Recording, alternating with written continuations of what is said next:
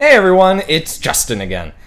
Now that you know how to perform dilations, we're going to talk about their coordinate notation, specifically when dilating about the origin. By the end of this lesson, you should be able to write the coordinate notation for dilations about the origin. First, we'll learn how to write the coordinate notation for the final example from our previous dilation lesson. Then we'll complete 3 additional examples that'll be similar to what you'll be asked to do in the practice for this lesson. To get started, let's look at a problem you've seen before. Remember this one? It's from our previous lesson, but we're going to change the directions so they look like this. Now it says to write the coordinate notation to describe the dilation of the following points about the origin. Remember how we always had to look for a pattern in order to write the notation? What kinds of patterns have we worked with up until now in our notation lessons? We've already done this for reflections, translations, and rotations. So go back in your notes and try to summarize the different patterns we've seen in a sentence or two. I would say that we saw a lot of switching variables around and putting some negative signs in our reflection and rotation lessons, and some adding and subtracting in the translation lessons. But we haven't done any multiplying, besides by a negative sign. That's what's going to happen in this lesson. Check out all of these x values. Think multiplication and try to figure out what's going on here. To get from the x values in the pre-image to the image, we have to multiply by 1/4. So let's set up our notation and write that. Then we can move on to the y values. What's the pattern here when going from the pre-image to the image? It's the exact same thing, multiplying by 1/4. And that's our final answer. Here's another problem.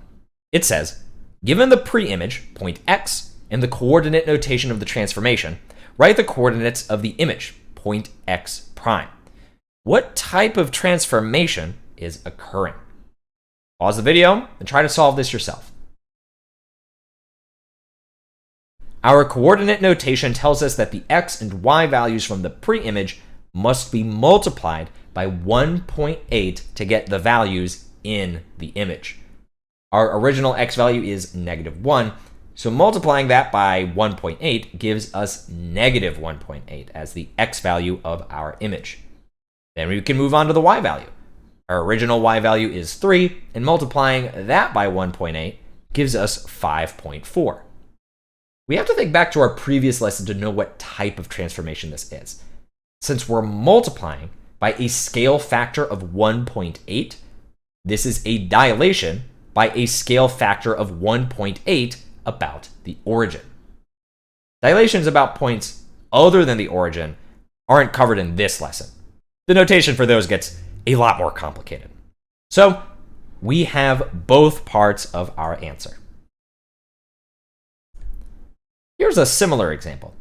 It says, given the image, point z prime, and the coordinate notation of the transformation, write the coordinates of the pre-image, point z.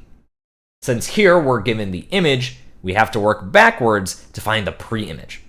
Pause the video now and see if you can get the answer. Our coordinate notation tells us that we used a scale factor of 0.4 to get z prime.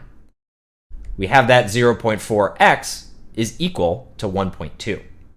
We can write that as an equation and solve for x by dividing by 0.4. Now we place the value we found for x into the beginning of our pre-image coordinate. We can also see that 0.4y is equal to 2.4.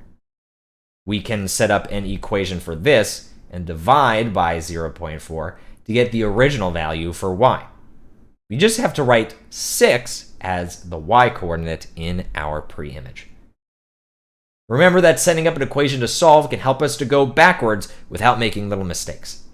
Anyways, we have our answer for the pre-image. Here's one final example. It says, given the pre-image, point M, and the image, point M prime, find the scale factor of the dilation about the origin and the coordinate notation. Any ideas on how to figure out the scale factor? Or what to multiply by to go from 4 to 6? Or from 5 to 7.5? When you were in middle school, you may have learned to take the ratio of the new number over the old number. In our case, that's the ratio of the image over the pre-image. Let me show you what I mean. We saw this equation in our previous lesson. The pre-image times the scale factor equals the image. We can manipulate this equation by dividing by pre-image on both sides. This means that the scale factor is equal to the image over the pre-image. Looking back at our x values, the image is 6. So that goes in the numerator. And the pre-image is 4. So that goes in the denominator. We can do the same thing with the y values using 7.5 as the numerator and 5 as the denominator. Both of these fractions are equal to 1.5. So that's the scale factor. Now that we have the scale factor and part of our answer, we can write the notation for our dilation about the origin by plugging in the scale factor. That's the other part of our answer. Now you can write coordinate notation to describe dilations about the origin. And don't forget about that helpful formula for finding the scale factor. See you next time.